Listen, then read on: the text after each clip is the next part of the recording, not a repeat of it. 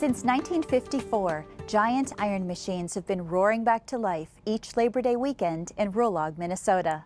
The Western Minnesota Steam Threshers Reunion attracts thousands of visitors each year with its 210 acres of exhibits and demonstrations.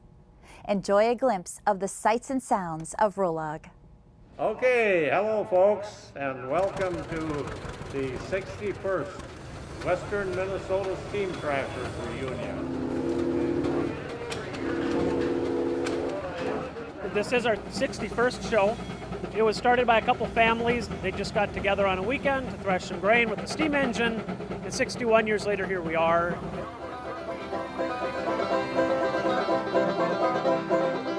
So when you first come into Rollag, you're going to be driving up and you're going to see kind of the cloud of smoke, and it's just kind of a good ambiance for what you're getting yourself into. You're going to smell the coal and sawmills going. You're going to hear the wood being cut.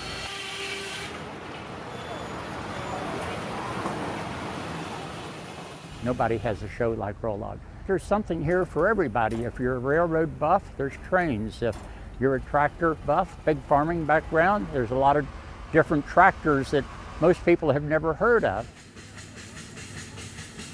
I tell you, you can't describe it. You got to see it to believe it, because there is so much to do and so many things. It's never the same thing. There's always somebody comes up with something new.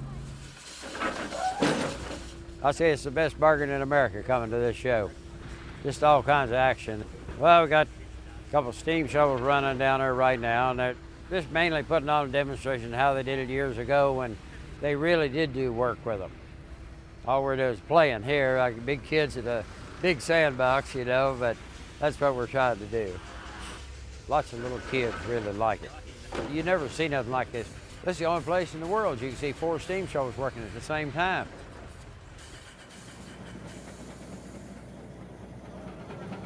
Running the engine. There's something that's so simple as you take wood and you build a fire and you boil water to make steam and you get the power out of it. It takes a lot of maintenance, a lot of oiling. We're going to be belting up at 9 o'clock in the morning. We're on the engine at probably 6:30. We're constantly watching our water and then keeping a fire, keeping pressure up so we keep the power for the threshing machine. I think the importance is people seeing how we got to where we are today. This is what started it. This is how you originally got the wheat to make the bread. And that's what I think is what's important. It's keeping the history alive.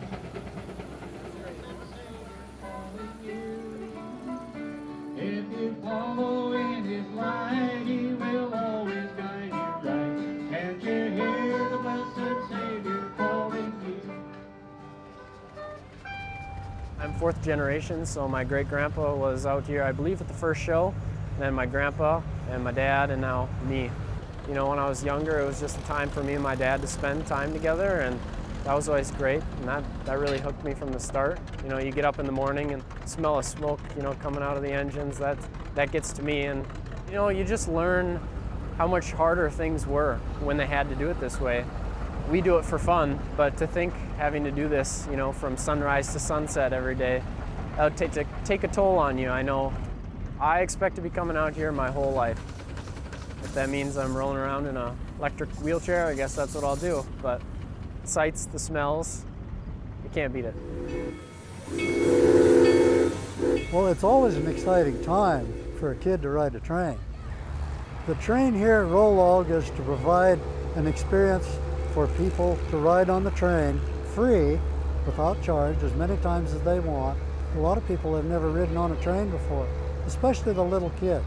They really love the train. The engine, the family atmosphere, it's really a group puts this together, and it takes an army to keep it going. There's a good community of people out here, and that's the heart of things. The machinery and the equipment is fantastic, fun, good to work with, but the community of people is what makes it. I think watching people in their enjoyment and watching it being run, and then teaching those who want to be up on the engines or, you know, just learning about stuff, it really kind of fuels the fire to keep it going.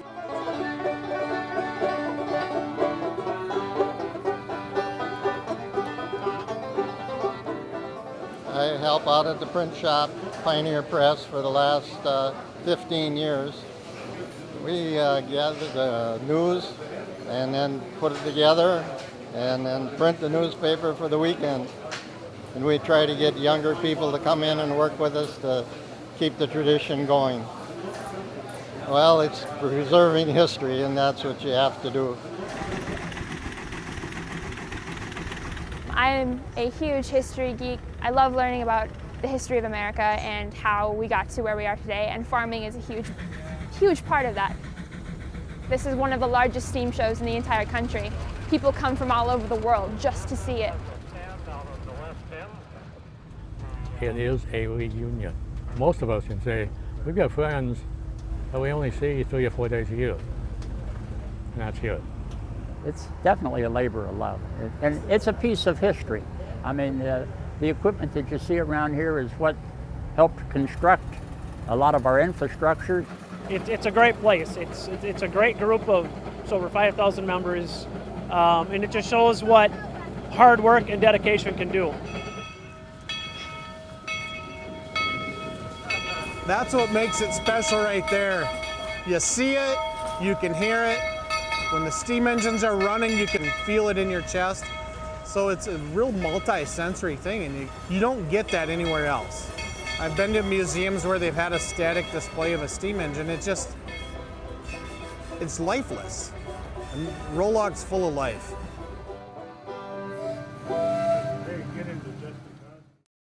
Prairie Mosaic is funded by the Minnesota Arts and Cultural Heritage Fund with money from the vote of the people of Minnesota on November 4th, 2008, the North Dakota Council on the Arts, and by the members of Prairie Public.